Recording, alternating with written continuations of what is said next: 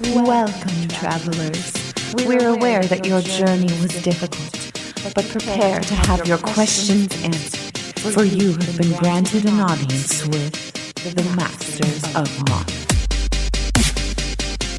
And welcome back to Masters of Modern. I am your host, Alex Kessler, here with my co-host, Ben Bateman. What's up, guys? Welcome back. It's part 3 of our set review here. It's a massive set, lots and lots of cards to talk about. And Alex and I, for the first time in a very long time, are in the room together for 3 consecutive episodes of the Magic Podcast. And a weird Dateline update from last week. I took off my sweater in between, so it's a little bit different. And we switched places. Changing it up. Made it as confusing as possible. Now, this episode's coming out well past the time that Endgame has already been out in theaters. Well past the time. This is Detective Pikachu week. Yes. Detective Pikachu. I'm hyped for that movie. I found out today that I'm not going to be here for the press screening that I was going to take you to. We'll be gone selling toys. Yeah, but we'll be in Minneapolis hanging out with people. That's true. We'll be playing Magic. That'll be fun. Yeah. Speaking of Magic, this is a podcast about Magic called The Masters of Modern. And I'm Ben Bateman. I'm Alex Kessler. You guys can find our Magic podcast on Twitter at the MMCast. You can find me at Ben Bateman Media. I'm at Kess Wiley. And I think we should probably get straight into the episode. The most important thing that you can do right now, if you're on YouTube, is comment, like, subscribe, and share. If you're on your phone, just drive safely. Wear your seatbelt. Exactly. And if you're on your phone, drive safely. Well, if you're listening to the podcast on your phone, as a podcast. If you're on your phone, please don't be driving. Yeah. Or don't, put the phone down. Pay attention to the road. It keeps everyone safe. And more people die than drinking from driving. A quick pre-roll of us talking about the places you should subscribe. What's up, guys? Masters of Modern here. I'm Ben Bateman. I'm Alex Kessler. And we've got a couple quick shout-outs for you guys that we wanted to remind you of on this episode. The first one is Twitter. At the MMCast. We've had a Twitter for years. It's a great place to interact with us. We post exclusive images of our brand new spoiler cards, all kinds of cool stuff.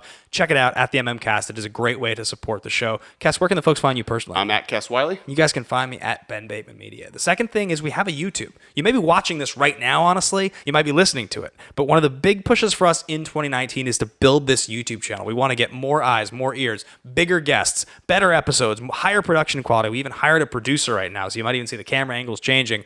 Subscribe, like, comment. It's going really well so far, and honestly, if you guys support it, even if you're an audio listener already, it's a huge thing you can do to help us grow this. The third thing, and maybe the most important thing for our long-term health, is patreon.com/theMMCast. Guys, this year is going to have a ton of cool rewards for you. We really want to make the Patreon feel special, and it's a great way to help us grow. Our ability to hire the producer, to get new gear, to do anything cool in the future is going to be dependent on our ability to actually pay for it. Because right now, Alex and I are just paying out of pocket for the show. You know, we love it, but that's what we're doing. Well, and the producer will help us kind of make sure we stay on stuff on Patreon, so it'll be a really thriving community. Yeah. Now, the last thing I want to talk to you guys about is the Command Zone. Jimmy Wong, Josh Lee Kwai, these guys helped us start this thing. Mm-hmm. Collected.company is where you can find their stuff. They're seriously the most professional Magic people in the world, not named Ben and Alex. They make awesome content every week. Commander Focus, they do game nights, they do the Command Zone is obviously the podcast, the sister podcast of the MMCast. Check them out, Collected.company. It's the same place you can find our episodes every week as well. And the last thing is, if you guys want to check out a great community, check out the Facebook group, the Masters of Modern. There's a ton of people in there. It's very interactive. There are constantly threads about new decks, new conversations. It's very active. Check it out. That's Facebook, the official Masters of Modern group. And otherwise, let's get back to the show. Yep. Thanks, guys. Wow, all those things are great. They're great. They're so good. If you guys do those things, you're wonderful. Man, the best. So we're going to do the review. I put my phone on the floor over here. Let me go get it. The phone is back. Today, we're talking about Neoform. Oh, what a card to start with. Blue-green. Sorcery as an additional cost to cast this spell. Sacrifice a creature. Search your library for a creature card with converted mana cost equal to 1 plus the sacrifice creature's converted mana cost. Put that card onto the battlefield with an additional +1/+1 counter on it. Then shuffle your library. Birthing Pod the Sorcery. So let's compare it to the obvious card that it is similar to in Eldritch Evolution. Eldritch Evolution, the difference is that it can be, I believe, up to this converted mana cost, right? It's not exact. No, it is. It is up to. So there's the biggest difference is that Neoform allows you to do something for 1 less mana, but it also means that you have to do it for exactly the creature, whereas Eldritch Evolution, it truly is a tutor. It's like I can get the creature that I want at the time that I want it. Yes. I think the reason this is more powerful. Because it costs 2. Well, yes. Yeah. But doesn't exile itself. Yes, it can be flashback. I can cast Snapcaster Mage, or I can get an Eternal Witness with this to get it back, to then cast it on that card again, to get Eternal Witness, to cast this card again, to get the 4-drop that I need to win. Yeah, it's really powerful. There's no doubt about it. There's a few just like you win by having this card. Like I don't know the combos off the top of my head, but it involves untapping things and playing spells and copiers. And now, I was thinking that in Standard, when I read this card, it would be really fun to try to put this into the blue-green Merfolk shell that I'd been playing with, which got me then thinking a little bit about the idea that could you play this as a 2 of or a 3 of or even a 4 of in blue-green Merfolk and Modern, because you have a 3-drop Lord and a Regery. So any of your 2-drops, your Silvergull Adepts or anything like that, they can turn into a Lord. Any of your 1-drops, like a Curse Catcher, can turn into a Lord. Not to mention that then that Lord comes in as 1 bigger for the next turn. I think there's definitely something to talk towards that. My biggest worry there is I think cards like this just forever gain more value when you're playing with cards that either have value as an ETB or an exit ability. Yeah. And Merfolk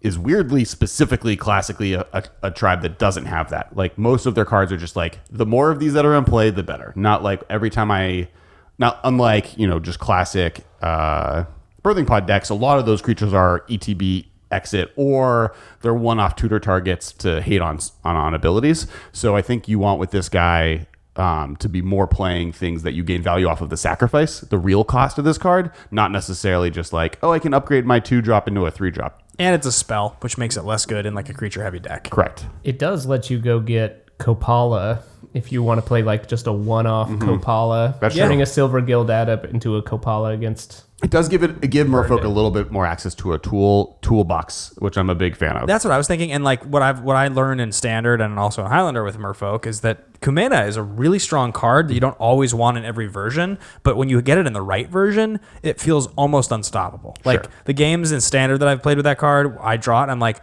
oh wow, okay. Given a couple turns here to stall out against this other deck, there's no way they'll win now because I've drawn like 5 cards and now I have this like 5 power unblockable thing. Yeah. And having one of those in a Merfolk deck, I don't know if it's the right card for the right strategy in Modern, but this card is going to be very powerful and do a lot of big things. And we're going to talk about it in a second, but I also want to bring out, like, with Neoform and the new green finale, there's now a lot of different pieces out of like different green tutors in Modern. Yeah, it's actually kind of almost surprising that they're really powerful and they pushed 2 really good tutors into the format. Yep. Next card, Nicol Bolas, Dragon God. Blue, black, black, black, red.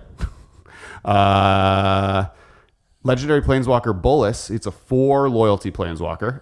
Nicol Bolas God, Dragon God, has all loyalty abilities of all other Planeswalkers onto the battlefield. You may plus it to have you yourself draw a card, and then each opponent exiles a card from their hand or permanent they control. You may -3 to destroy target creature or Planeswalker, or you may -8 for each opponent who doesn't control a legendary creature or Planeswalker to lose the game. So one cool thing is this with the Elder spell, which we didn't really talk about because it's not very playable in Modern normally, does win you the game. Why? Because Unless they have a legendary creature around. But yeah, as long as you have it is another a cool flavor Planeswalker, win, and they don't have a legendary creature, you win. Because you can kill all their Planeswalkers, so they won't have a Planeswalker in play, and then it gives all the loyalty counters to Nicol Bolas enough to ultimate. Why does he get all the loyalty counters of other Planeswalkers? well, Elder Spell puts Elder spell does. 2, right? it Doesn't he puts get 2? 2 for per. every Planeswalker you kill. Oh. So if you like cast Nicol Bolas and then follow it up by Elder Spell killing 2 other Planeswalkers That minimum, you can have, or they have, or a combination of both. then you ultimate him and kill everyone because nobody has Planeswalkers to protect them anymore. He's also yet another Planeswalker that comes down with Doubling Season and wins, right? No, not. If they Theoretically. don't have a Planeswalker, or if they don't have Legendary creature? I feel like that's least likely because that's a 4-color deck now. Yeah. That's a lot of colors. Green is the color that allows you to get to the colors you want, though. So I'd rather play Elder Spell with my Planeswalker tribal Nicol Bolas. Super Planeswalker? Doom. Who's the Super Friends Doom? The Legion of Doom. That's what that deck would be called. that's the evil. That's the evil Super Yeah, they have, Friends. like, in the swamp, they have the helmet Yeah. Am I the only one who watched Super Friends as a Oh kid? no, I remember the Legion of Doom. yeah, I think this card is really good. 5 mana is not a lot. Like every time I think about this card, I'm like, oh, it's like every other one. Those all cost too much mana to ever cast, but 5 mana is actually pretty low. And there is like, you can get a planeswalker like there's a few walkers that are like the bad Gideon that we talked about a while back. Yeah. He has a plus that if you have it with Nicol Bolas, you can just use his plus to give himself like 5+1 loyalty counters. Oh, or Dovin Ban. The really good Gideon. Yeah, the really good Gideon. So like, there's a bunch of walkers out there that have. Karn Liberated with his +4. He's a 7-drop to get in play ahead of time. I'm thinking of like less expensive cards. There's got to be With a big good loyalties. blue +2, right? Ashiok, right? Doesn't Jace have a +2? Doesn't Ashiok have like a sweet plus? Yeah, both of them. Yeah, both like Jace the Ashiok Mind into this. Sculptor. Both of them have pluses that get, so he'll get up to 6 and then 8 versus. Yeah, Baby Jace has a +2. Yeah, each both draw. Really good. So like, regular Jace's +2 is Fate Seal, right? It's a +2, not a +1. Yeah, this card's real. Gonna say it is. This is a real card. So like that's kind of the point, is there's a lot of walkers out there that can do stuff, and the fact that he can also like plus with Jace's, but then start minusing Liliana's minus, so forcing them to sacrifice a creature.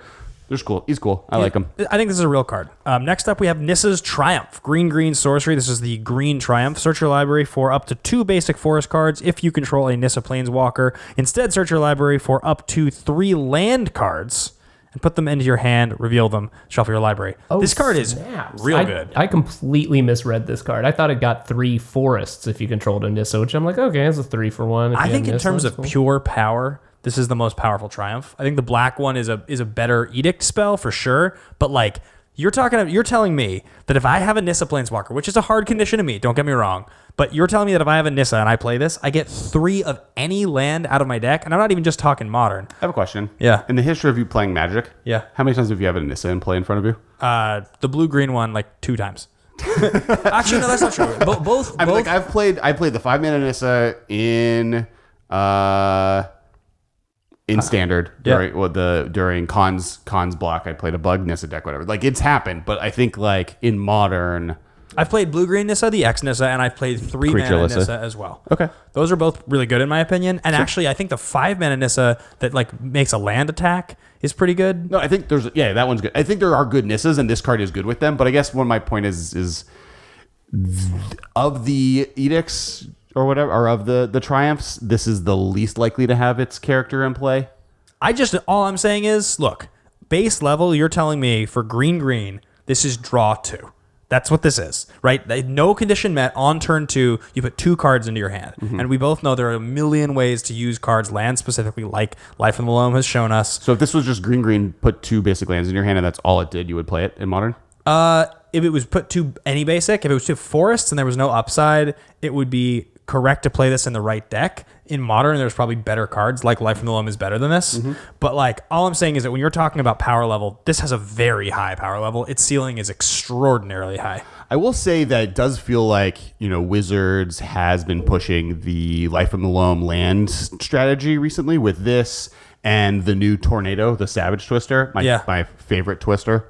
Living Twister. Living Twister. Sorry, Savage Twister is not. Living Twister is my favorite Twister. Yeah, I mean, it feels like, you talk a lot about if Modern Horizons makes lands a deck in Modern, like a true deck, then I think Nissa, Steward of the Elements, the blue-green one, becomes a lot better since she can 0 to put lands off the top into play. Right. And then that's a relevant Nissa, because if you slam that Nissa on turn 3 or turn 2 off of a birds or something, and then are able to Nissa's Triumph the following turn to get 3 utility, get yourself a Blast Zone and a once you get a Nissa in play and being able to get 3 I am now more willing to put Nissas into decks because this exists, especially in like Commander, because 100%. Just getting 3 lands of your choice is an insane thing to be able to do.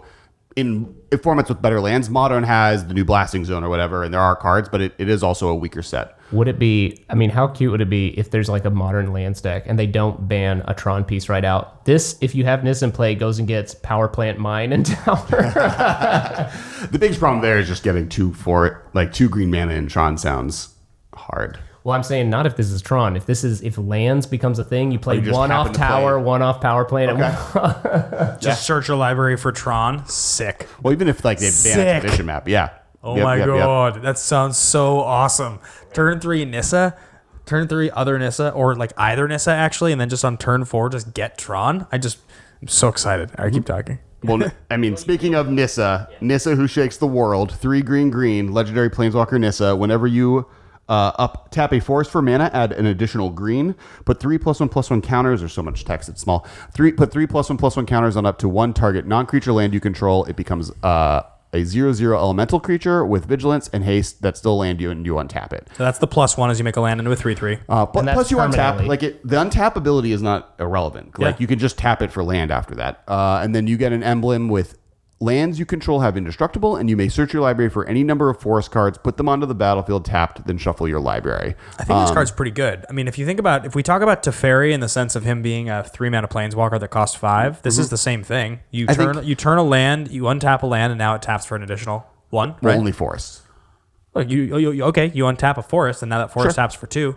I think her being a 5-drop is a little wary. I think she's like kind of really powerful in decks, almost like Scapeshift decks, where she can kind of be turboed out the way they turbo out other cards, and then you, instead of the mountain side of those lands becoming important, the forest side of those lands are important, which is interesting. Yeah. And it gives you something to do if they are able to stop the other things you're trying to do. It's a diversified permanent type.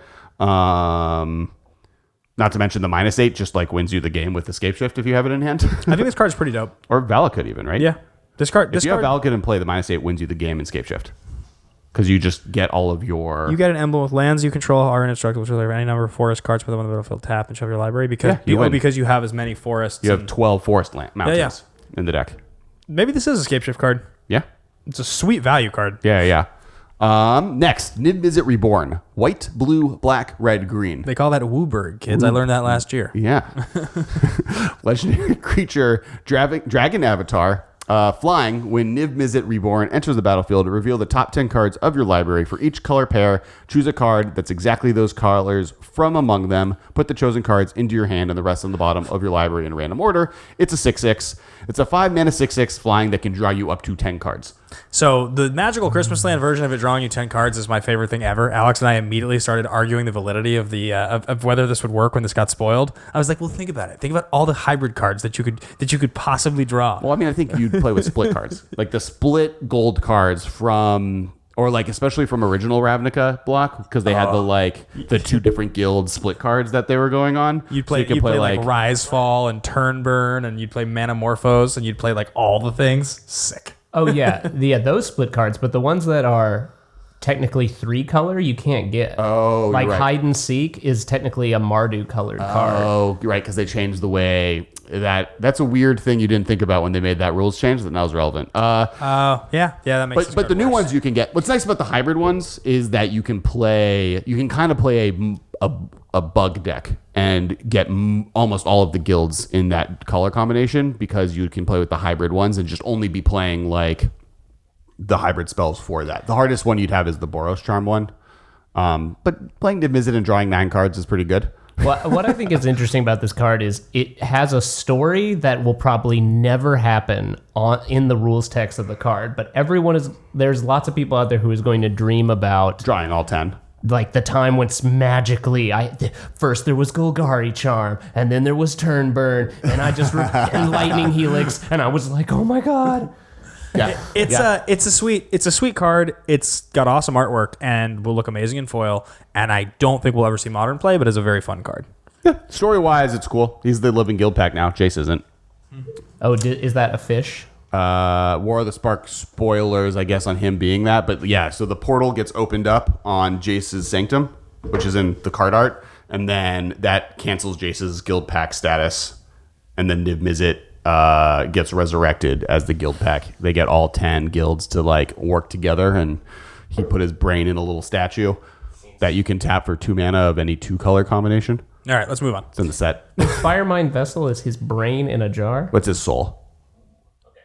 Next up, we have Oath of Kaya, black, white, 1 legendary enchantment. When Oath of Kaya enters the battlefield, it deals 3 damage to any target, and you gain 3 life. Whenever an opponent attacks a planeswalker you control, with one, sorry, I'm cross-eyed. Whenever a opponent attacks a planeswalker you control with 1 or more creatures, Oath of Kaya deals 2 damage to that player, and you gain 2 life. I don't think this card's very good. I think the 3 mana ish, because it's 1 mana above Lightning Helix to get a card that protects your walkers in a black-white, which is a walker thematically Like, there are good black-white walker decks because of all the token ones. It makes it really hard to attack walkers. When I've had this in play against me at the pre-release, it was really hard to beat. And the fact that you can blink it is really powerful. I wish it cost 1 less mana, but then it would be Lightning Helix, and that's too good.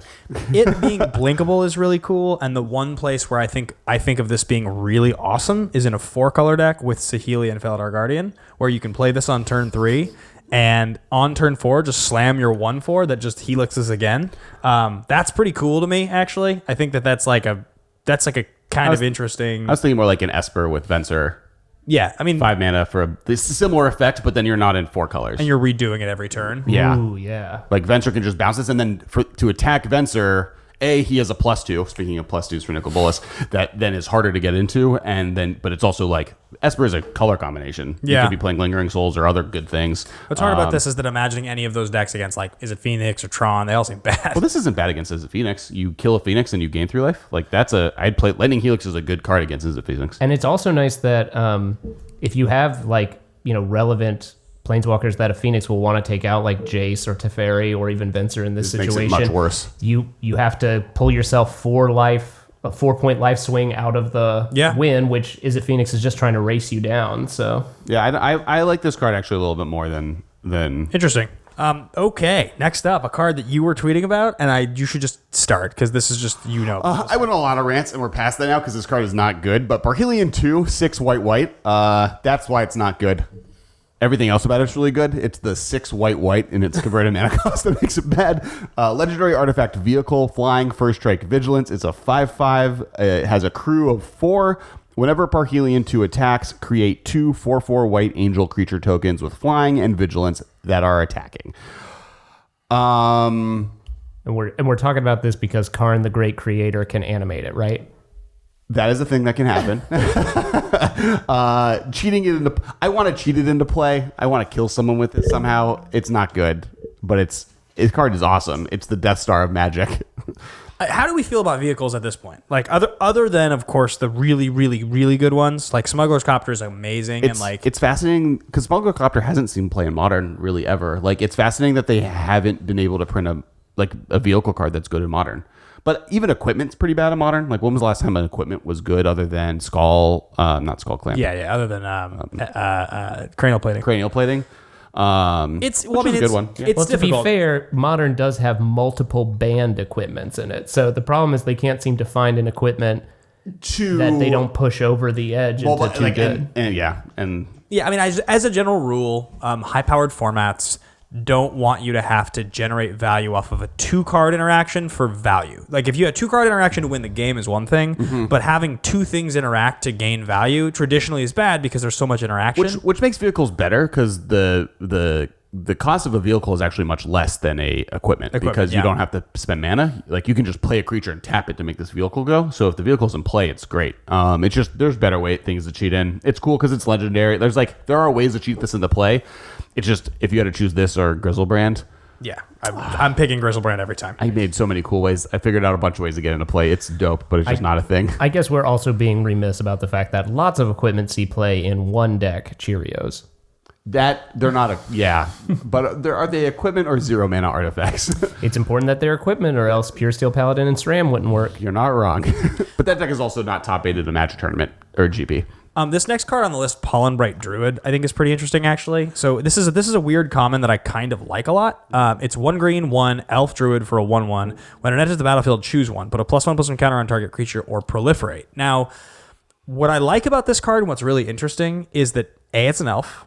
B, it's a blinkable proliferate engine. That's the thing that's interesting to me on the proliferate engine train is like, not only do you get it for elf counters, but like a Yisan the Wandering Bard, this ticks it up from like he can tap, sacrificing a 1-drop, get a 2-drop, or putting a 2-drop into play off of 1 counter, get it to 3, so the next turn you can go to a 4-drop. So he like helps you skip up the chain to getting really powerful things. There's like a really interesting +1/+1 counter redundancy that's happened in the last 2 years in Magic, where they've really leaned into it hard. And I noticed it I noticed it not in Modern, but I actually noticed it trying to put together a 100 card deck where I was like across all formats, right? Across like looking at like a track set, looking at cards that are like interesting, that come from Commander, and then being like, wow, there is so many of these effects now. You can really go turbo in the early turns of a game.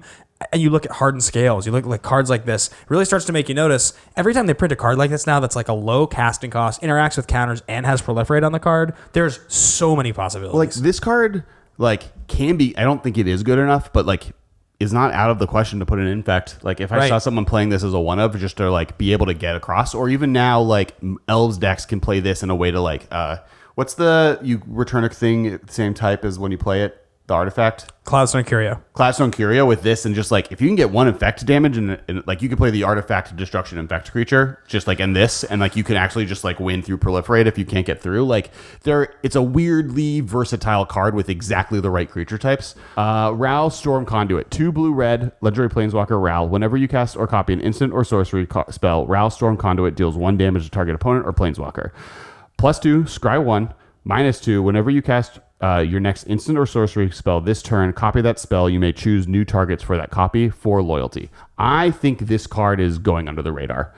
It kills people real quick. Just the static ability like lets you just get value obviously off of spells and do damage to an opponent. You're a person who likes yourself a gutter snipe. This does that effect. The thing with its plus is more just it lets you buy more minuses because it's equal to the minus cost. Like every plus you do lets you get another minus out of it, which the minus is very powerful. We'll get that in a second. Plus, just scrying every turn is not the worst.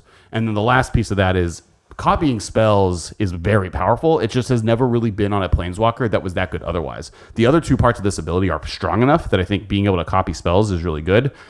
Not even getting the fact that having 2 expansion explosions in your hand and this wins you the game automatically, or any 2 copy a spell when you cast it wins you the game automatically. So you have like an infinite win condition attached to cards that are already good.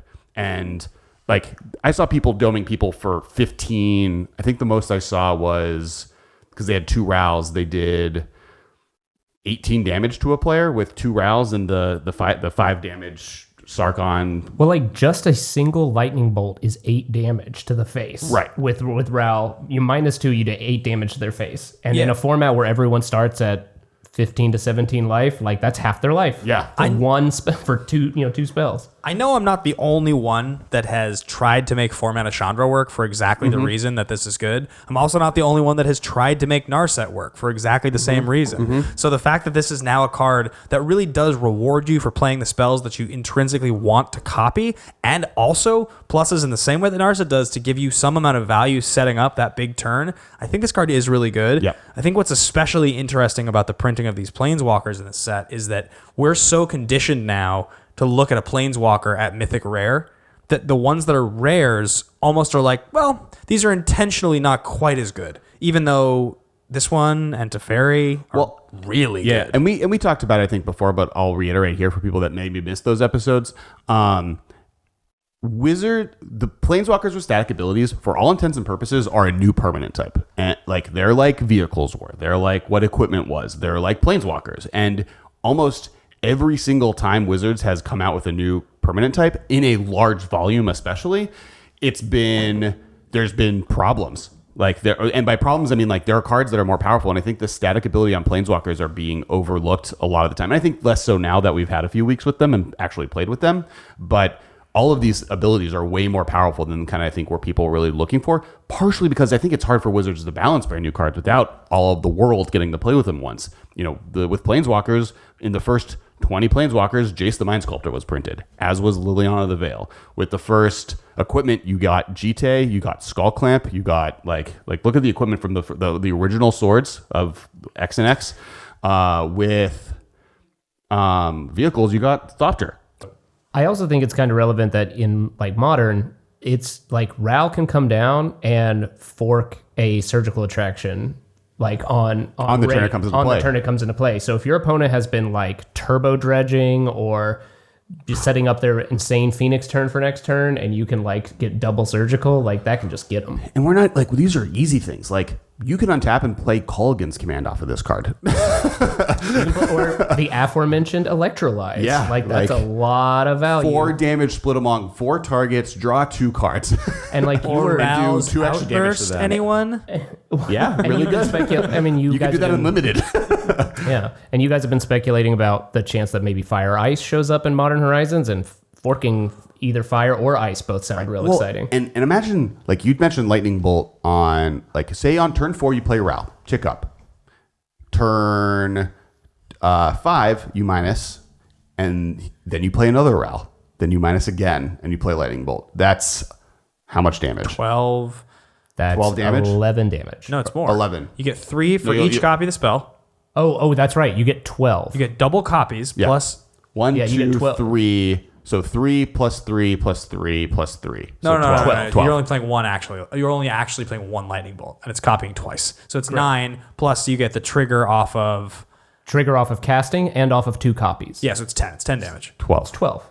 Really? Yes. It's 3, 3, 3 from the 3 lightning bolts. You get 3 and lightning it's bolts. 1, 1, and 1 from each lightning bolt. Correct.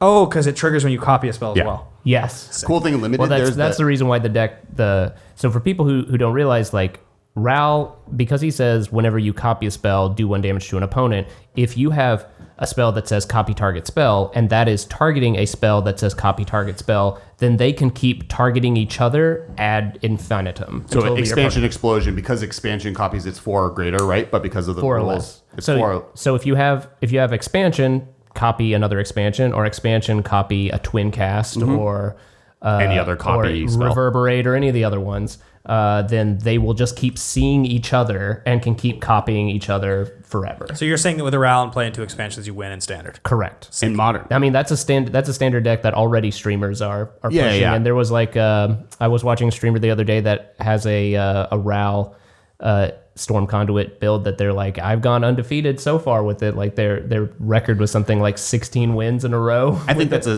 a combo that's playable in modern. I think expansion explosion was already close to modern playable. It does a lot of things, and and add that to the fact that it is now a win condition with a card that we've just like in a Grixis control deck, just playing 4 expansion explosions, 3 Rouse Eric, and then other good Grixis control cards And like Colgan's Colgan's command and Snapcaster Mage. Like you're already there. It's like people were talking about, like, the real advantage of Ral is he's not asking you to play cards that are bad. Right. The way that the old Splinter Twin, like Deceiver Exarch and Pestermite, don't really do anything. They're by like themselves. medium attacking. One of them is a mediocre attacking creature. Right, but Lightning Bolt is great, and Opt is great, and all these other cards that you want to be playing in blue-red spells that you also don't mind forking later are great. Well, this is the conversation with Phoenix, was the fact that Phoenix was a card that, people are like, oh, but you need 3 and Vengevine's medium and you need 2 like Phoenix just wants you to play with the best cards ever printed, them being 1 mana instants and sorceries. And Chandra required you to play bad cards because the only way to get value off of 4 mana Chandra with a copy ability was to play really expensive spells that would give you like 5 mana sorcery that you would want to get twice. Like, And notably, that Chandra's her minus was -2, but her plus was +1. So, Yeah. like you were saying, the nice thing about Ral is You just go back and forth. You can copy a spell every other turn if the game is taking time. And I will scry one happily all day long. where I will scry one with every instant sorcery I'm doing damage versus doing 1 damage to any target any day of the week. Rolesque. Apex Hybrid. 2 green, blue, legendary creature, human mutant, flying, trample. When Rolesque Apex Hybrid enters the battlefield, put 2 +1/+1 counters on another target creature you control. When it dies, proliferate, then proliferate again. 4/5. things that say proliferate, then proliferate again are the best. In fact, this is the only second card ever that says that, I think, right? Yeah. I think the only other one is Contagion Engine, which I believe is a Commander All-Star. I think that's the only reason that my dumb rares have been worth money of that card. Right? I've seen people try making it work in modern. Has never worked, but it's like a thing. Like It's I've seen powerful, it as a board weight obviously. out of like It's Tron insanely decks. powerful. Yeah. This card, it does pump thing when it enters play. It is a big dude. It is a 5 mana card, and you have to die. I think though in stuff like the pod decks that we've talked about, that's a conversation. The fact that this can be potted away with what's her face, get value, and is something she can pot into as a one of. If there's a reason you want to be adding counters or proliferating in that deck, it makes sense. I mean, because you can proliferate her, right? podding into She uses counters. Yeah, Oh, no, she just pods away a thing. Yeah. So podding into this card, or vanifaring into, or whatever we call it, right? It comes in, puts counters on something, then pods away, and then you double proliferate those counters, which means that entering and leaving the battlefield, this thing is going to provide 4 additional power on the battlefield as part of a chain. That's pretty good. I mean, that's not like modern playable necessarily, but like just at the base level, if this is part of your chain, that you're getting 4 power, and it proliferates other things twice. So do you chain into this or Kiki Jiki? Probably Kiki to just win. Yeah, I think this is fine. I think if there is a blue-green control value deck, I don't even know if you play this over the new X spell, the XX. Yeah, Hydroid Krasis. Hydroid Krasis. Well, but you can't pod into a Krasis, this thing. True. Yeah. I just don't know if like Pod has better 5-drops, I think, available to it than this. Probably, yeah. Saheeli Sublime Artificer, 1 blue, red. Those are 2 hybrids, so 3 mana. Legendary Planeswalker Saheeli comes in with 5 loyalty. Whenever you cast a non-creature spell, create a 1/1 color servo artifact creature token, and then you may -2 to have target artifact become a copy of another target artifact or creature you control until end of turn, except if it's an artifact in addition to its other types. So this is like uncommon, fixed from being broken Saheeli. That's like more valuable in a lot of ways. by fixed, you mean broken, mean actually good. Like the Saheeli that we currently have, which is one of my favorite cards of all time, is a card that is only so interesting because it's part of an infinite combo. Sure. And like is really weird in the way that it can target an artifact or a creature. Whereas this is like kind of what Saheeli probably should have been. Sure. And maybe if Mythic Saheeli had this plus another ability, it would have worked. Like an ultimate, yeah. Well, like it triggering when you cast an artifact, that makes sense. That's like what Saheeli should be about. Sure. And it being able to like artifact copying another artifact as opposed to a creature, once again, is what Saheeli is really about. Mm-hmm. So I love that this is hybrid, though. I think that's really cool. I mean, I think the thing that's exciting for me is that this is a mono blue young pyromancer. Yeah, straight up. It's just That like triggers off of like not just the instants and sorcery, so it's like even more value. I think there's a lot of. I think this card has potential to be pretty good. Plus, you just get randomly, you get to like make one of your servo tokens you made into a Tarmogoyf for whatever other color cards you're playing with. Like, I think it's good. Yeah, I mean, wait, go back for a second. Target artifact you control becomes a copy of another target artifact or creature you control. Does that not mean that you can make a like bobble type of effect into a Mere Superior you have on the battlefield? Because you can turn an artifact into another creature you control? You can do and that. You're ramping it out? That is a thing you can do. Sick! And your Aether Vials will get you 1/1s? What about Young Pyromancer? And then when you cast your instants or sorcery spell, you get 2 1/1 counters instead of creatures. Yeah, Ben, as someone who recently played a lot of Is It Phoenix, what do you think about Saheeli slotting into something like Phoenix? Since now suddenly, much in the same way as Young Pyro, I mean, it costs 1 more and can't attack on her own, but she also is harder to kill than Young Pyro and significantly worse. I know people have already started doing it in standard. Like it's already happened. And what's cool is you can make the servos into Phoenixes. But I agree with Ben that I'd rather play Young Pyromancer. In Modern, the difference between a 2-drop and a 3-drop on curve in a deck like that is so significant that like even though it's cool that it's hard to kill at 5, it's the difference of your entire game plan. Like you'll slump so much harder than having this in your opening hand than Young Pyro, because in both cases, like if they have a removal spell, they'll probably be able to get rid of Saheeli like pretty quickly. Like it's going to be like a bolt and an attack maybe, whereas like Pyro, if they just bolt it, fine, but you've probably gotten value already anyway. The fact that it costs 3 means you probably won't get value the turn you play it. Thing in the Ice permanent or creature? Creature. The fact that she doesn't get bounced by Thing in the Ice when it flips is a pretty big game. That's interesting, yeah. Like the fact that you can play Thing in the Ice into her and then have a 4 mana, like, because turn 4 is a lot of the time when you want to like restart doing the big turn, like, and she lets you survive through some things and lets you have a good thing in play. Plus, can you copy her servo token? Like, can you flip a Thing in the Ice, then play any instant or sorcery, and then you can use her minus to then copy the Thing in Ice, attack with 2 7/6s? You get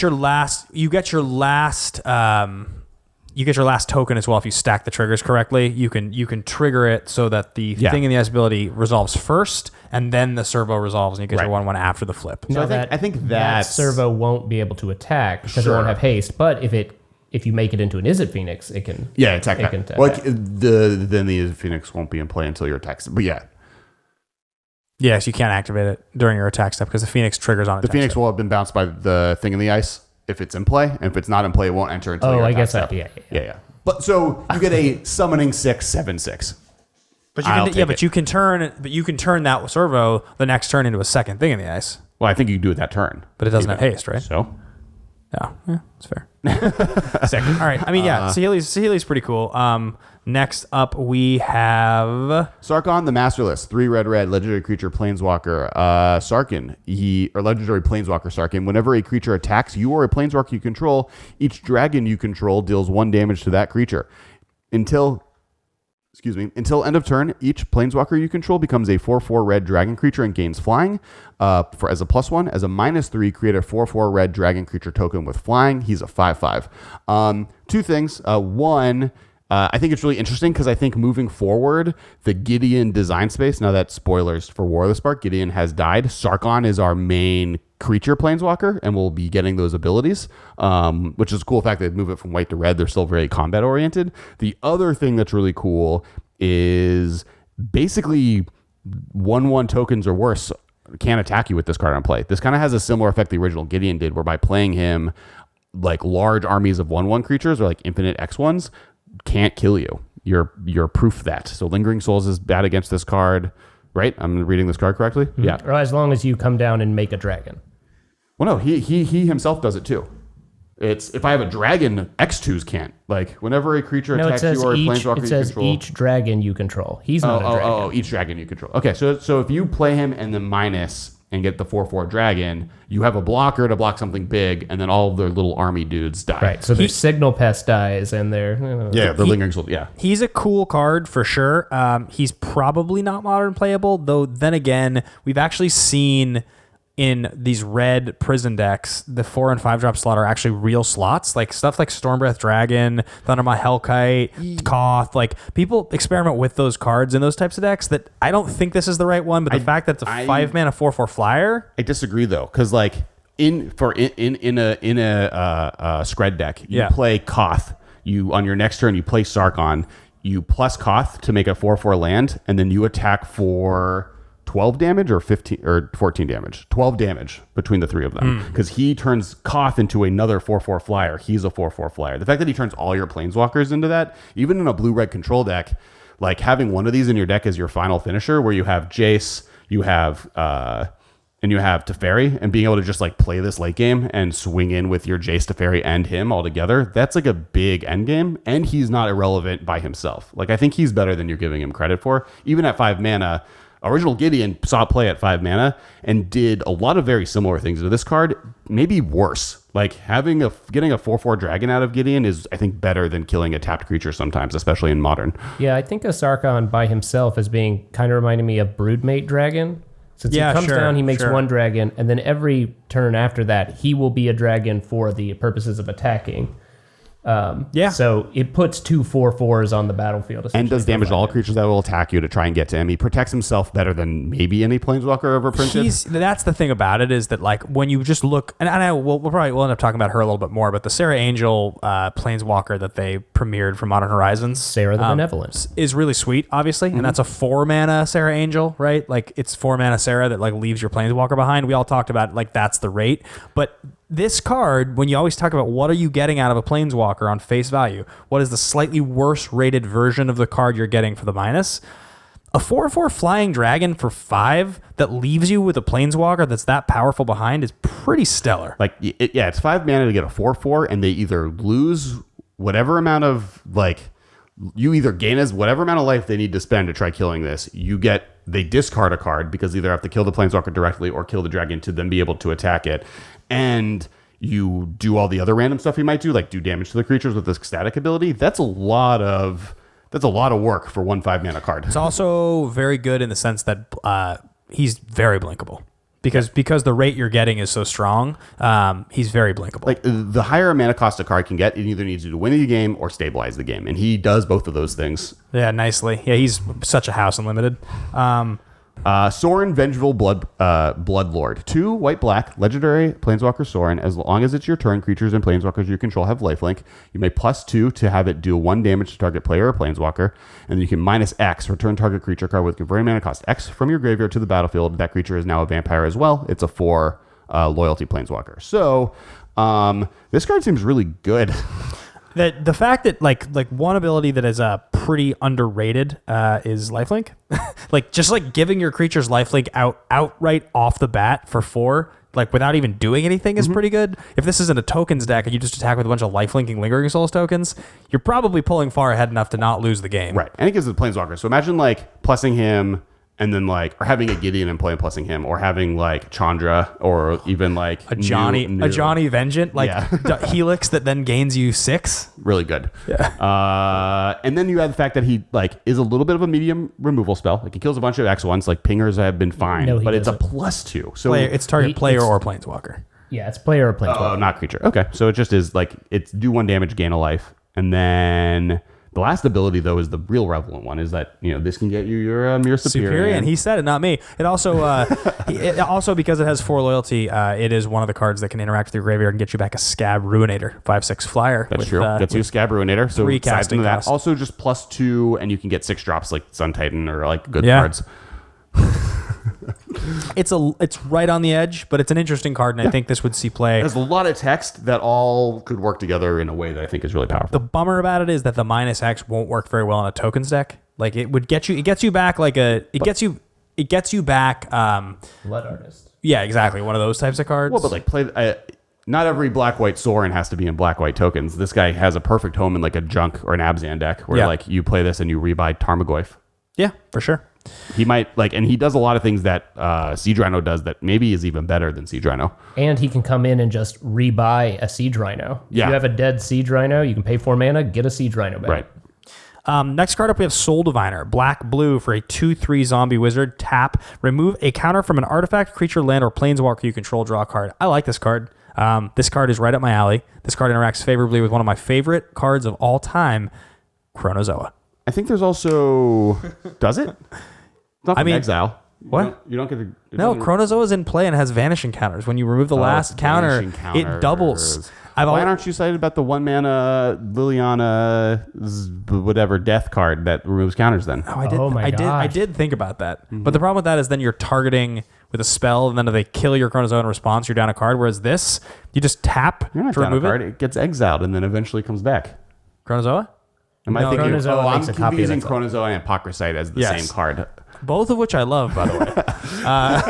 I now understand what's going on here and why you guys keep describing a card that I'm not talking about. Got it. Chronozoa copies itself. Soul Diviner is interesting. It's a 2/3 for 2 that taps to draw cards pretty easily. There's a lot of different ways that you can draw cards with this. And it's a zombie and it's a wizard, both which are tribes that are relevant and being pushed, it seems. I don't think Chronozoa is that good. I've always felt like even if you could... I'm just speaking honestly because it's a unique card, and I've tried to come up with combo ways to abuse it over the years. I've never been able to come up with one, but I have always believed if the right card was printed, it would go from being like very fringe to actually a threat, because like if you can turbo untap this thing a bunch of times, it creates infinite creatures. Right. Like that's... If you can... You know what I mean? Yeah. Next card. Spark Double, 3 and a blue. Creature Illusion. You may copy a creature or a planeswalker, except it enters with an additional +1/+1 counter on it. If it's a creature, it enters with an additional +1/+1 counter on it. If it's a planeswalker, the loyalty counter, and it's not legendary. So or it doesn't have, it can stay in play, legendary will be damned. So you can copy a legendary creature, you can copy a planeswalker, you get to have both copies, and it comes in as a bigger planeswalker or a bigger creature version for 4 mana. In the long line of clones that we've seen, the one this is the closest to is Clever Impersonator, right? That's the only other version of this that we've seen, but that was double blue. This being single blue as a way to copy a planeswalker is interesting. So an example that we've discussed today, that just having one, then it dying and playing another one, having double planeswalkers is good, is Ralzeric. Imagine having 2 Ralzerics in play at the same time. Seems quite good. Oh man. That is a thing that someone did. A friend of the cast at the pre-release this weekend had 2 Rals and one of these, and she did a lot of damage. She also had the Sarka thing. I think it's 18. I mean, it's not that hard if you think about, if you go turn 4 Ralzeric and you plus him so that he survives whatever the hell they tried to do He's to a him. 6-drop, 4-drop planeswalker. So then the following turn, you have 5 mana. You spend 4 of it to play Spark Double. As Ralzeric, you have your 1 mountain left over. Now you -2 your Spark and -2 your Ralzeric and cast that Lightning Bolt. Now that lightning bolt is 9 plus 6 damage. Yeah, so it's 15 damage from one lightning bolt and a spark double and arouse Eric. It's pretty good. In a format where most people start at 15 life, that's not so bad. Most people start at 18, 17. 15's a rough. I feel like everyone starts at 17, and some other people start lower. Next card we're talking about is a common. This is a card that is actually very playable and limited. Spark Harvest, 1 black sorcery as an additional cost to cast the spell, sacrifice a creature, or pay 3 and a black, destroy target creature or planeswalker. There are plenty of decks that get value and are happy to sacrifice creatures. If you have a 1 black destroy target creature or planeswalker for the added value of sacrificing like something with persist, you don't care at all, not even a little bit. And this is pretty good. Yeah. This card's real. The problem with this card is it's like, at its worst, a 5-mana destroy target planeswalker or creature can be bad, and there's going to be games where you're like, this is my only card, and I'm on 2 lands, and they have a creature I need to kill, and I can't get a creature into play before then. But I do think this card is a consideration. Like, if there was a card that was 5, I think there's reasons to play this card. I think it has a chance of seeing play in Modern. It's pretty blatant what it does. I don't think, Combos well with another card I like to call Hypocrisate. Not really. Next card is Tamio, Collector of Tales, 2 green blue, legendary planeswalker Tamio with 5 loyalty. Spells and abilities your opponent's control can't cause you to discard cards or sacrifice permanents. It has a +1 of choose a non-land card name, then reveal the top 4 cards of your library. Put all cards with the chosen name from among them into your hand and the rest onto the graveyard. Return target creature card from your graveyard to your hand. Creature card or card? Sorry, return target card from your graveyard. Target card, yeah. Is there some like Tamio versus Liliana thing in the story that I don't know about? No, because it has like both of its static abilities are just wreck Liliana of the Veil. Its 2 static abilities are literally anti Liliana of the Veil. It's play a Liliana of the Veil, activate something. It won't do anything. Feel free to discard your own card. Even more than that, it is 4 mana. They play Liliana of the Veil on turn 3. They discard. You discard a card. For 4 mana, you make it so they no longer can make you discard. They no longer make you sacrifice a creature. And you get back the card that you had to discard with it. Yeah, as a minus. Literally every ability on Tamio is anti. Tamio is really throwing shade at the Chain Veil. Which is weird that there's not some piece of the story, because this just Liliana feels is the so bad guy and Tamio is a good guy in the story until the last moment. Just feels very on the nose. Then did you read the +1 ability? I think this card is cool. It's interesting. This card's better than people are considering it. People are talking a lot about it in Standard right now, but for 4 mana, the fact that you get to just have a repeatable rebuy effect that sometimes will draw you cards, but definitely will self-mill you, is like not something to laugh about. Plus, making it so Thoughtseize is no longer powerful against you, like it just like those are 2 pretty relevant hate abilities to stop, and then it has like a pretty good value engine. Not to mention when you get stuff on the level of like having this and Jason play or other cards that let you see what the top cards of your library are. Like this with Jace, you can literally just put cards on the back of your deck. Yeah. Name like, say you had 2 islands in your hand, put them on back, name island and get the back, right? It's a non-land card. It's everything but what I just said. Everything but I think this card is cool. Somebody might do something cool with it in Modern, but I don't think there's not a lot of repeatable ways to get stuff from your graveyard back to your hand. I mean, it's also notable that it puts the cards that were revealed into your graveyard. Yeah, so it self-mills you for 4. For the most part, what this is +1 self-mill you. Sometimes you have a really cool luck moment where you guess what's on top of your deck correctly, and then can rebuy cards. Like, I mean, the other thing that this does really well is it combos nicely with Blue-Green Nissa, because her Scry ability plays really well with Tamio's ability to draw cards, and that is cool. And both cards are good on their own. Snapcaster Mage, because I think there are times where I would play that. I mean, her ability like to get something back is legit. Yeah. This is a 4 mana Eternal Witness that has with upside. It's upside. It's regrowth, and you're left with a 2 loyalty planeswalker. Yeah. Like I'm good with that. So at 8 mana, you can just chain this and Cryptic Command forever. Yeah. Play Cryptic. Play this. Get Cryptic back. Like you play this, you get Cryptic back, you untap, you counter their spell, bouncing this back to your hand. On your next turn, you play this, get Cryptic back, and then you have 4 mana open if you have 8 mana, which is where I started, and you can keep doing that. I think there are better ways to get lots of value off Cryptic for 8 mana, probably. There are good ways, but this does a lot. This does a lot, I think. Yeah, for sure. Next comes my pick for best card in the set, Teferi Time Reveler. Blue, white, colorless, legendary planeswalker Teferi. Each opponent can cast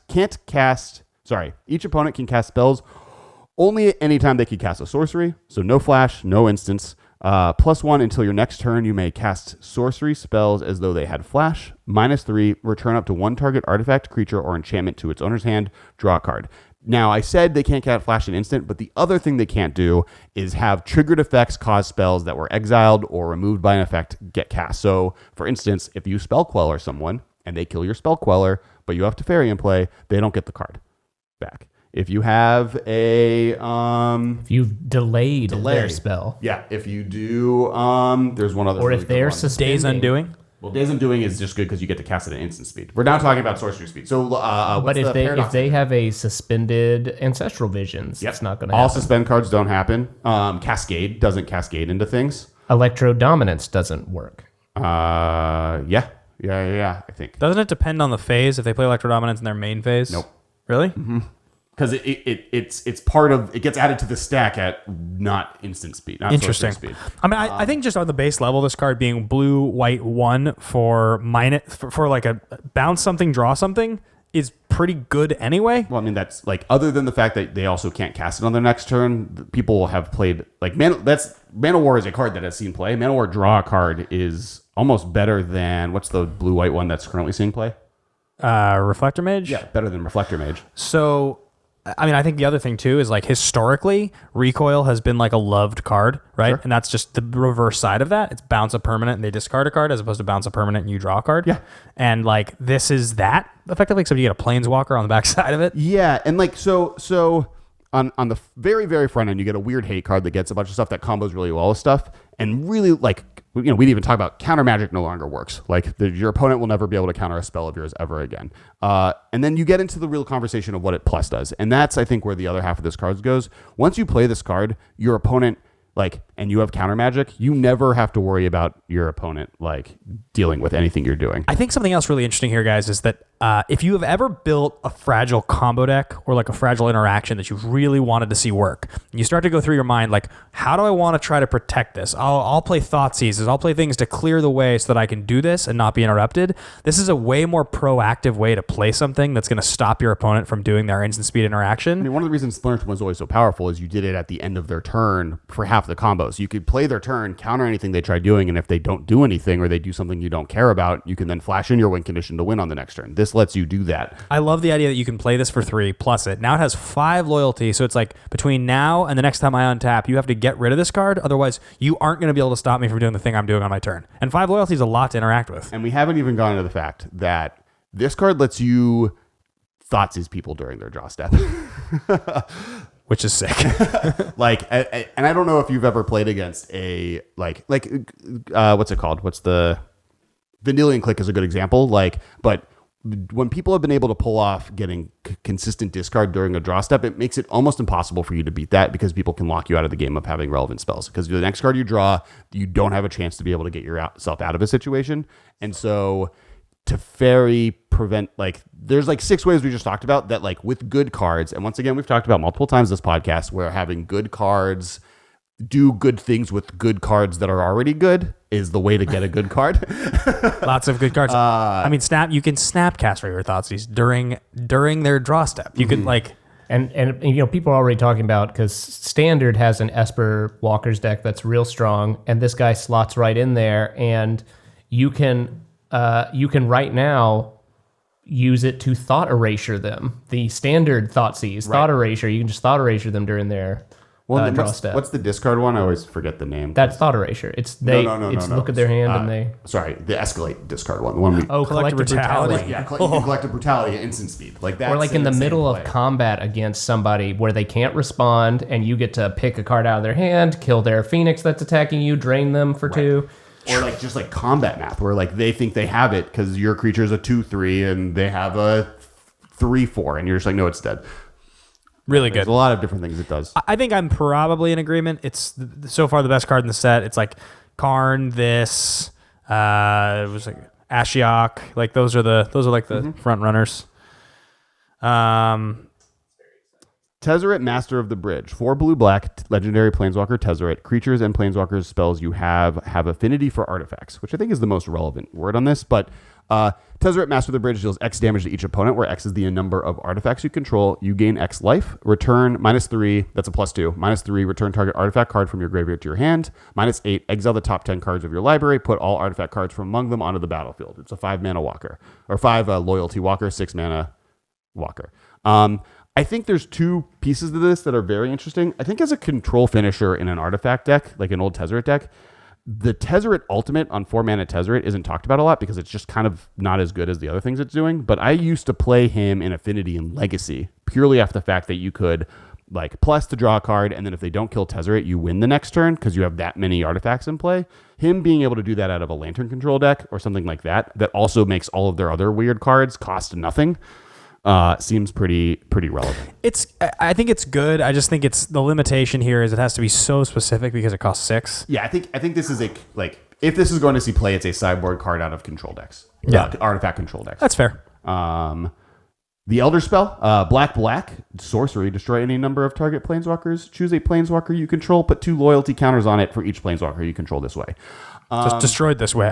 It's a fascinating card. I mean, only from the perspective of like, if a planeswalker deck in Modern actually becomes a thing and like people start playing more than one, like if that's a thing, all of a sudden this existing is ridiculous. Well, so that's like someone asked about this card on Twitter, and I forget who it was, and I apologize. But basically, there's 2 situations I see the seeing play. The first one is what you said, was that a planeswalker deck becomes good enough in the format that you want to designate sideboard tech for that deck specifically, or it's good enough, plus there's like Liliana the Veil and blue-white control that like it's also relevant to have it in your sideboard.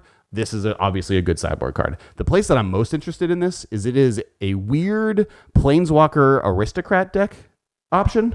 Sure. Where you're just playing like literally what we were talking about with Nicol Bolas. Yep. The new one, where like you can win the game by just ultimating with this. This does like a black version of what Doubling Season does, which means that you can just ultimate with a Planeswalker when it enters play. So if you play with just a Walker Tribal, your own Super Friends deck, but then one of your game plans is just sacking all of your Walkers to win the game with an ultimate, you could do that with the Elder Spell. It's destroy any number of Planeswalkers. That includes your own, and you get counters for those. Yes, you can sacrifice 4 Planeswalkers that have already done something that turn to then put all of those loyalties onto another Planeswalker that you can then ultimate to win the game. I mean, that seems extraordinary with Vryn's Prodigy on turn 2 that's going to dig you into what you need, that's going to turn into a flashback spell to do more cool things. You're playing lots of 2 and 3 mana interactive spells. You're playing Ashiok, you're playing Nicol Bolas, and you're playing the Elder Spell, and like that's how you win. Like there's enough good walkers to play a like Legion of Doom. I'm going to call this, I'm penning it now, the Grixis themed Planeswalker deck that is Legion of Doom. If it's playing white, you can be your Super Friends, but Grixis is Legion of Doom, and this is going to be a key card in it to combo off with. Moving on. Do you want to talk about Tybalt? No. Cool. Time Wipe. 2 blue, white. Sorcery, return a creature you control to its owner's hand, then destroy all creatures. Card's fine. It's like an interesting 5-mana Wrath kind of that like saves your best thing, and I don't know necessarily where in Modern a blue-white deck is going to have 1 creature that is important enough that for 5, because realistically that deck is playing against another control deck, so not going to play this till 7, so they can hold up in a counterspell. Is there a deck that wants to play this over Supreme Verdict? And I think there might be in Modern history that has like 1 creature they want to protect, but I don't think there's any blue-white control creatures that I want to protect more than a Planeswalker that just Supreme Verdict is better with. This would be in the blue-white control deck that's playing 4 Wall of Omens. You would love to have this card because you return your Wall of Omens, you wrath the board. Yeah. Now you have the creature back in hand to play it and get another card off of it. Like Resto Angel. Yeah. Like that seems sweet. Like you get back your Resto Angel, wrath the board. Yeah, like yeah. I think there's definitely play here. It's just too expensive. Yeah, I agree. Like if it was like 4.5 mana, I'd play it. Tomic Distinguished Advocist, white, legendary creature, human advisor, 2/3, flying, lands on the battlefield and land cards in graveyards can't be the targets of spells or abilities your opponents control. Your opponent can't play land cards from your graveyards. Why does Wizards hate Life from the Loam? Why would they do that to They me? seem to be pushing it. Why this coming from the psychopath that I just found had 4 box topper Life from the Loams in the other room. I was like, it's all these like legitimate cards. It's my favorite card. All these legitimate cards that I was like, oh yeah, these are all reasonable. There's like 2 copies of Forbid here, and I was like 4 box. I need to make Living Twister work. You already own like 6 Life from the Loams. Yeah, it's great. But look how gorgeous. Yeah. I'm going to put up the box topper right now. Look It's how gorgeous so it looks. gorgeous. So pretty. Look at that lack of border. It's got that Ravnica art. I'm just jealous. Straight up. I wish there was a Tomic. Tomic's really good. Key things about Tomic: he flies because lands hate him. He doesn't want to be near them, so he's flying above them. I wish there was 4. I wish there was a box topper version of Mir Superior. I would lose my mind. There is. There's a buy. There's the date game. I have those. They're just not as cool as yours. I feel like there's less of that than there are of my thing. Maybe. Well, they're not worth anywhere near what yours are worth. White, for devotion reasons, for people thinking we're going to Theros sometime in the next year and a half. We are. Shot call. And then it's a human. Of course it is. Good for humans. Just won the Mythic Championship, and now it gets a card to mess with the board more. I mean, this card is cool. It's a humans card. It's a Hate Bears card. It's a White Devotion card. It's aggressively costed 2 mana. White for a 2/3 flyer just by itself is relevant, and then it has like a big block of relevant text that like ignoring my pipe dream of having Life of the Loam decks be good in Modern. There is a Life of the Loam deck that's like arguably too good in Modern, and it's called Dredge. Like, this is just a blatantly good card against that format, and then it's just also good against other things. I mean, this card, the other thing that's interesting about this card is that it is legendary, and you already play at least 3 copies of one Thalia in that deck. Usually, so if you wanted to start to max out on this, it does make your deck a little clunkier in terms of what's going to stay on the battlefield. Like, that is one angle in humans that I've seen them get gummed up before with. You know, it's not a huge drawback, but it is legendary. It is worth noting. Other weird things, like in an affinity sideboard, I believe this protects your lands from your opponent's removal spells. So you can get, or like in an infect that's playing white for some reason, it prevents your lands from being targeted. Like, it is a hexproof for your lands. Lands on the battlefield and land cards integrated. Yeah. Can't be the target spells your opponents control. This also prevents like wasteland effects that happen to your land. You can't be ghost quartered out with this in play. That's really interesting. I don't play the decks in Modern that this is in, but I do play a green-white sort of like a hexproofy style deck that sometimes wins with an Inkmoth Nexus. That I will put this in. Yeah. Because this absolutely is good there. Like, or Arbor, Dryad Arbor. Yeah. Like, there's a bunch of land creatures in the format that protecting is really good. I think this guy's really strong. Yeah. Tyrant Scorn, blue-black, instant. Choose one, destroy target creature with a converted mana, cost 3 or less. Return target creature to its owner's hand. So this is like a I think it's fatal kick in the nuts or something, right? Yeah.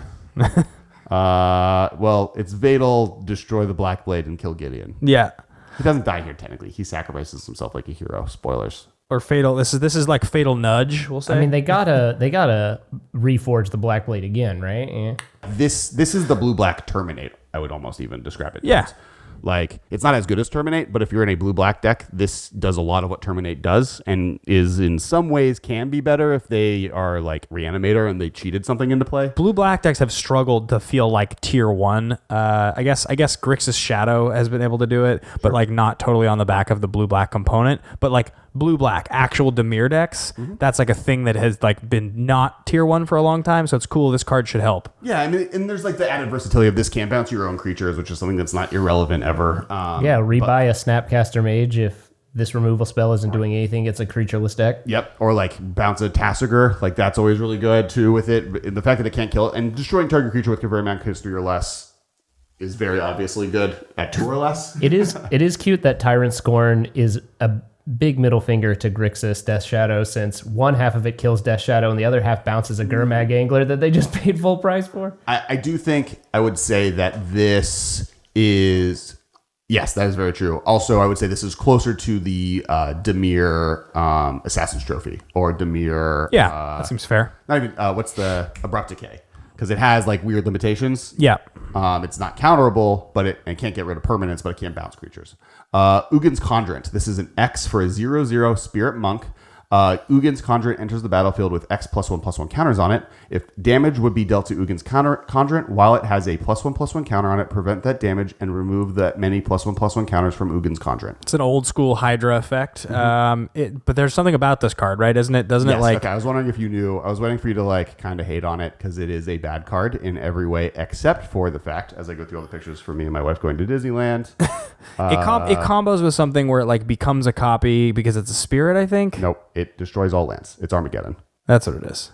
I'm going to need you to explain how that works to me. It's where's the spirit? I know the card name. I saved the picture of it. All right, so the main card that it combos with is Celestial Kieran. 2 white, legendary creature, Kieran Spirit, flying. When you play a spirit or arcane spell, destroy all permanents with that spell's converted mana cost. Oh, so this is a 4-mana 3/3 flyer that you then play your X0 spirit, and it destroys all lands. So this is the first spirit that can be cast for 0, which allows you to destroy all lands with Celestial Kieran. There's also a black one that I'm not remembering the name of, and hopefully Marshall will find, that lets you discard, that all players, your opponents discard their hands. Well, they reveal their hand and discard cards with the converted mana cost equal to the spirit you cast. Okay, so it's worse. It's a shame that Modern doesn't have some card for 1 green that wants you to dig to get a colorless card from your deck. That's a damn shame. Yeah, there are cool decks. Holly Diva on Twitter, I think, posted a really cool list that you can go find. Michael Grothy sometimes. You just like guest host just showed it to me. Stirrings just gets this.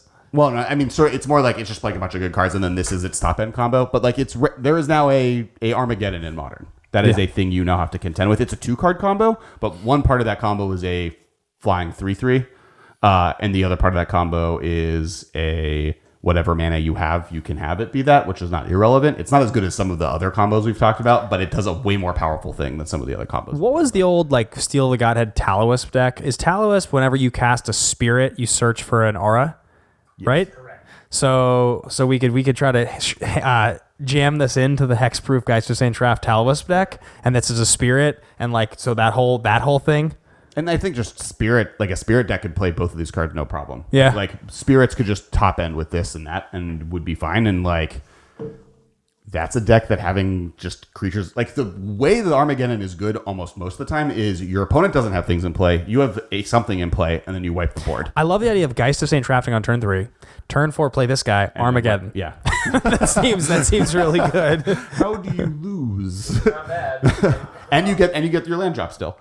Yeah, it's crazy. No, you don't. Next turn. But you do play with, like, what's the legendary white land that replaces itself? Flagstones. You play some flagstones. It seems difficult to lose if you have 5 power on the battlefield that's going to generate an additional 4 every turn. Yeah. Who knows? All right, back to where we were at in our look of lists. I think we're getting close to the end. Next is Ugin the Ineffable. 6 mana. Legendary Planeswalker Ugin. Colorless spells you cast costs 2 less to cast. Exile the top card of your library face down and look at it. Create a 2/2 colorless spirit creature token. When the token leaves the battlefield, put the exiled card into your hand. Destroy target permanent that's 1 or more colors for -3. It's a 4/4. So it comes into play and makes 2/2 tokens that if they die, you draw a card. That 2/2 token specifically. And then it's 3 mana to destroy target permanent. That is non-colorless permanent. They have really pushed Mir Superior in the set, I have to say. Yeah. Oh my gosh, Mir Superior is free.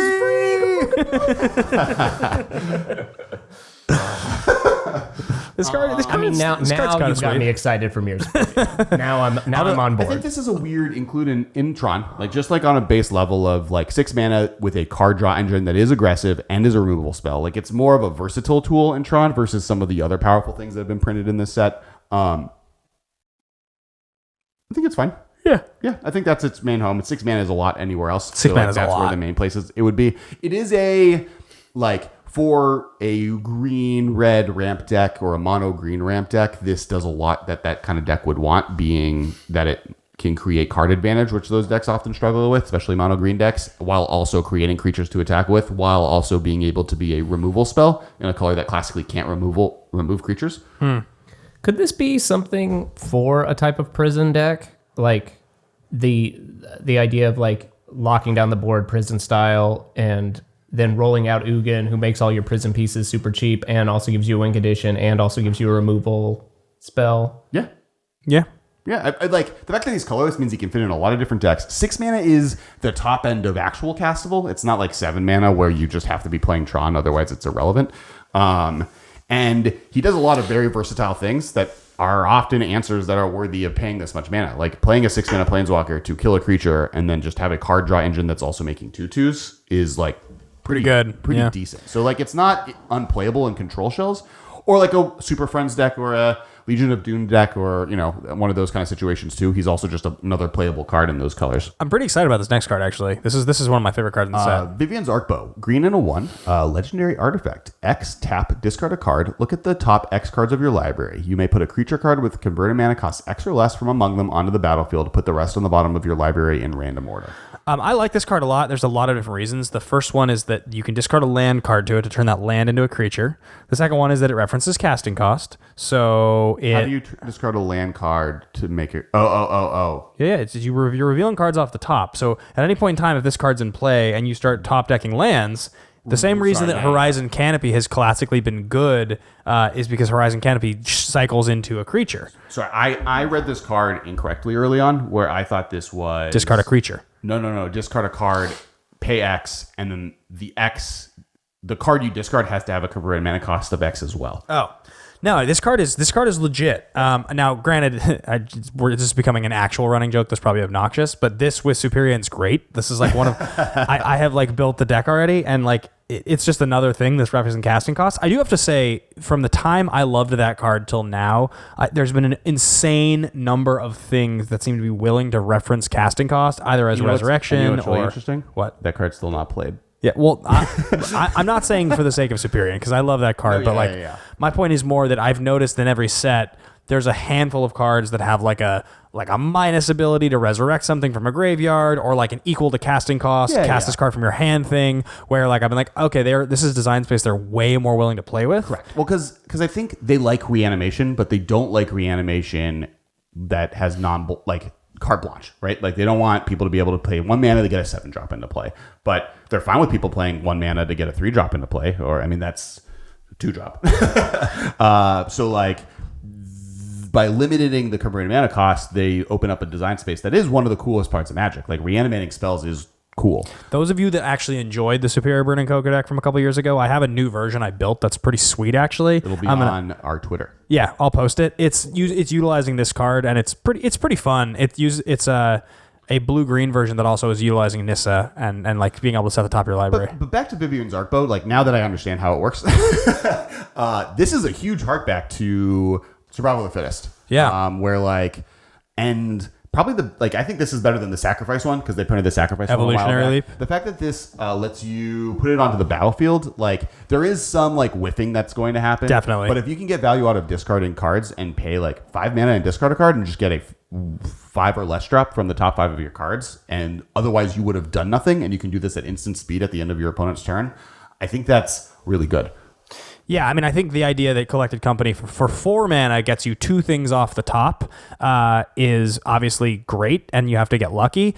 Imagine you're discarding a land card from your hand, so that takes the place of the company. You're paying 2 mana, and that 2 turns your land into 1 creature. Or even just discarding a land card and 3 turns into 1 creature. Obviously, the rate's not going to be quite as good, but it's still a really, really nice, repeatable effect to have in play that allows you to continue to get value. Yeah. And I like Arcbow a lot. All right, and now the last card for our set review.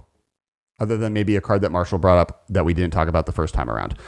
Vivien, Champion of the Wild, 2 and a green, Legendary Planeswalker Vivien. You may cast creature spells as though they had flash. +1 until your next turn, up to 1 target creature gains Vigilance and Reach. -2, look at the top 3 cards of your library, exile 1 face down, and put the rest on the bottom of your library in any order. For as long as it remains exiled, you may look at that card and you may cast it as if it was a creature card. You may cast it if it was a creature card. If it was a creature and card. It has 4 loyalty. One thing that I think a lot of people aren't talking about is there's a lot of 3 mana walkers that come down with a lot of loyalty. Yeah. Yep. I agree. Like 3 mana for a 5 loyalty planeswalker that made it so that your creature could attack without having to block. And then for now on, you creatures have flash. Not to mention from that point on, you should be able to defend Vivien and then start drawing cards with her every turn. Makes her like if this was a 3 mana walker without static abilities, people would be like, this is one of the best 3 mana walkers ever printed. And now we're in a world where it's like, oh, this is just one of them. I really actually do. Yeah, I do think that the power level of Planeswalkers has been pushed significantly by these guys, mostly in the lower casting cost ones, and mostly just because people are undervaluing the static ability so hard that like, if you didn't have the static ability on these things and they were designed exactly the same way, they would be just underplayable. Like they would be just under powerful. But like some of them would just be playable. The best ones would be like fine. Well, like I often say, and I've said on this podcast before, whenever we're evaluating a Planeswalker, I like to ignore their ultimate ability because the ultimate ability almost all say you win the game. But it takes a lot of work to get there, and it is an inevitability engine, and I do want to talk about it in a second. But most of the time, what's important about a Planeswalker, Liliana of the Veil is powerful because of her first two abilities. Like her ultimate, I've ultimated people and lost rarely, but it happens. And this is a card where, this whole set is a card where they just got rid of the ultimate abilities on a lot of them and then made it relevant static abilities. So these are all really 4-mana planeswalkers and or 4-ability planeswalkers in a lot of totally ways. agree. Or one of them is a medium ley line that just comes into play. Literally, Domiraid's static ability is sorry, I keep hitting this mic. Is the emblem for Sorin. Sorin's emblem is Domiraid's static ability, right? 3 mana. I mean, I've thought a lot about like that. In a way, these upend the original Planeswalkers, where you get their emblem right away, but the emblem is attackable as opposed to being permanent. So much better. But if you imagine Vivien as having an ultimate that says you have an emblem that says you may cast creatures as though they had flash, but now that you only have this emblem as long as Vivien's alive. Right. And look at Gideon, where he basically gets to use 2 abilities a turn, where he gets every other Gideon had to choose between doing something with him or attacking with him. This Gideon can attack and do stuff every turn. There's so many layers to that. And then the last thing is, one thing you are losing though is the invitability engine. With a lot of these Planeswalkers, some of the time you can just ignore them, because their ultimate doesn't exist. They can tick up forever, and they're just an enchantment that does this effect.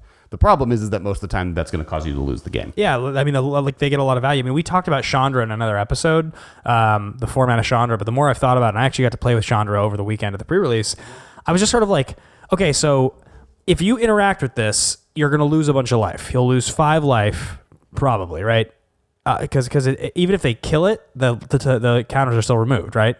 So as long as they don't kill it through a non-damagey way. No. So if they kill it through a non-damage way, they don't take damage? Right. If they dreadbore it, you don't take damage. So if they don't have a specific kill a planeswalker ability, you are now playing a spell that does significant damage. So they might look at it and go, okay, well, it's this format where I started 15. I don't really want to attack this thing. I'll ignore it. Okay, that means I'm drawing an extra card every turn. How many turns am I going to do that before it's highly unlikely you win the game? On top of which, 3 turns later, this thing is going to 7 you and probably dig through time for 4. That's really good. Yeah, you ignore her at your peril, because every turn that she goes by, she banks a damage and draws you a card. And so if they go, I can ignore her now, but now she's up to 6 loyalty, now I should probably attack her, but that 6 loyalty is 6 banked damage. I know. It's anytime that's always in the past when somebody plays GT, you're like, I'm just going to ignore this GT and just try to win around it. Yeah, that never works. Right. I do think so. Looking back in kind of all the cards we've reviewed this set and which ones I think I was most impressed with, especially at the pre-release. I think the creature land. And I'm trying to find it. Mobile, the 4 activation 3/3. Yes, is going a little bit under the radar to me. Yes, on a base level, it's a 4 activation 3/3, but it's a untapped creature land that you can activate for free. In an ideal scenario, yeah. In an ideal scenario, but it's not that hard to have just some planeswalkers and legendary creatures. I was able to pull it off in limited. Obviously, that's a limited environment to do that, and it has vigilance. So I was very surprised how powerful it was. It basically is a land that is a 3/3 creature if you can pull that part off of it. And then before that, it's it felt very similar to playing with Treetop Village. No, the Mutavault.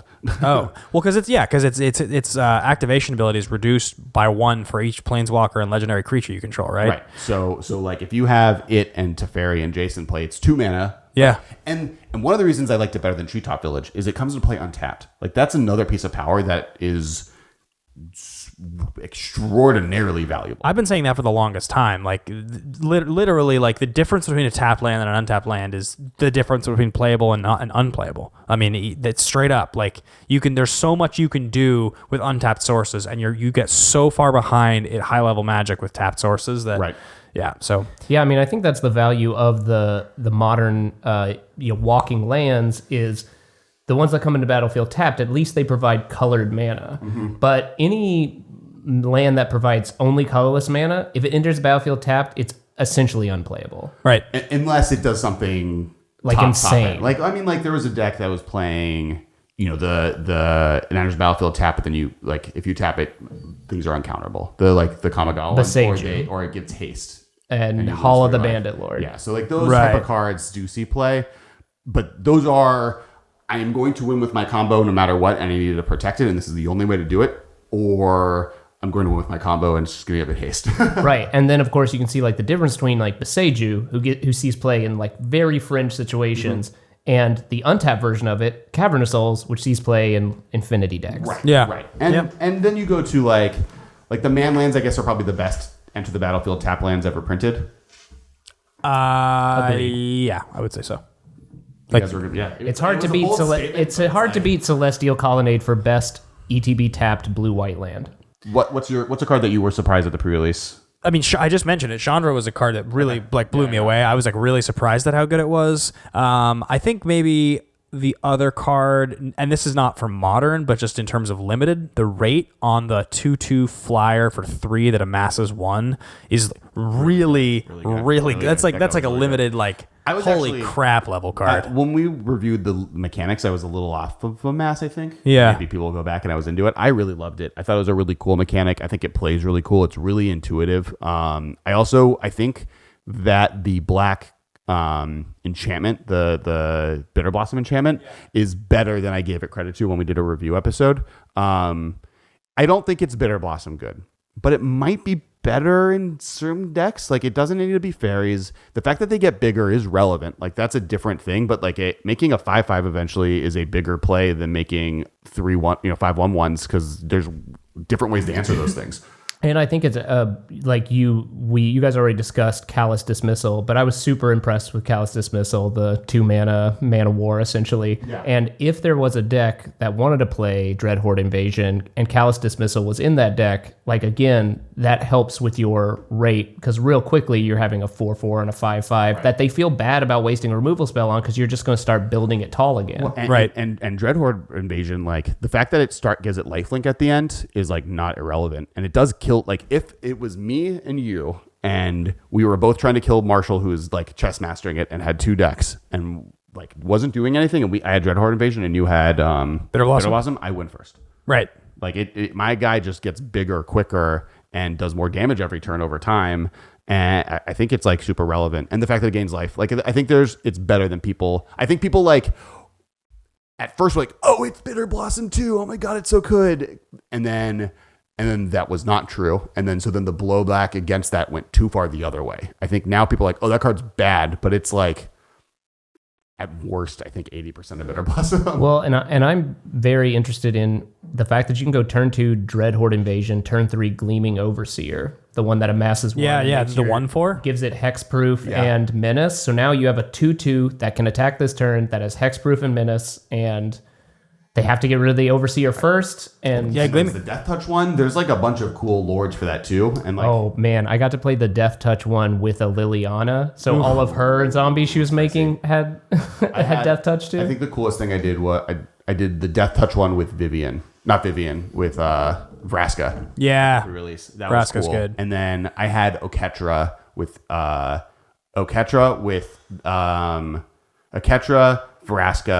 and the Dreadhorde token, or and the one that gives all zombies Death Touch, because zombies tokens have Death Touch. So the Oketra zombie tokens, the 4/4s that had Death Touch, like it was cool. It seems like a really fun limited format. Yeah, I'm excited to play some more of it. So I have a few friends who didn't like it. I think partially because like limited is going to be very grindy. It seems really grindy. Versus draft will be a little bit more balanced. I'm super excited. When we had Andrew Brown on, way before this set and anyone knew anything about it, we asked him, and he it was while Allegiance had just come out. So really at that point, marketing wise, he should have been hyping Allegiance. We asked him, what is the best thing you've ever made at Wizards, or what is the thing you're most proud of? And he said War of the Spark. Yeah, he was really excited about it. Just 1 week into playing it, and this feels like, it may not be the most powerful Magic's ever printed, but when you're playing it, it feels like, God, every card I play is a haymaker card. Right. Yeah, right. That is, I think, the new, it is a set themed around Planeswalkers, which weren't a new mechanic, but then they made them a new mechanic by adding the static abilities. So every single one, you're like, is this what is this doing? And then Unlimited, the ones that we didn't talk about, the ones that are like unplayable for Modern, are Like the ones that Samut. are most playable for Limited. Yeah, like Samut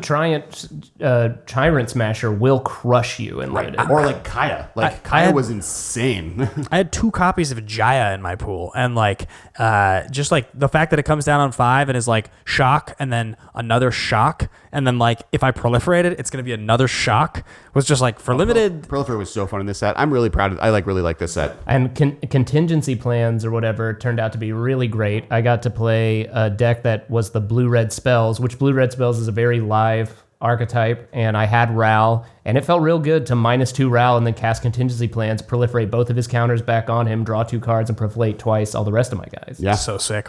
All right, so that's it for the episode. It's gonna wrap us up, guys. I want to thank you guys. It was a long one. This was like a 4-hour set review. I know. That's the point. There's so many good cards.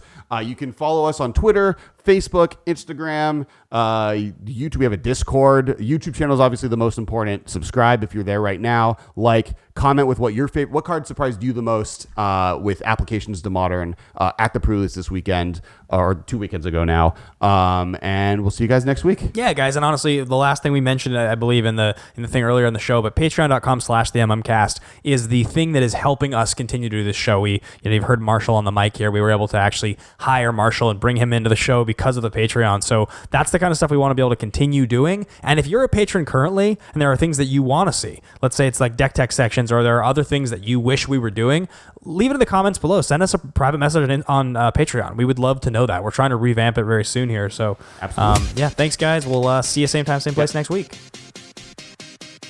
Thank you for your attention. See you later, alligator.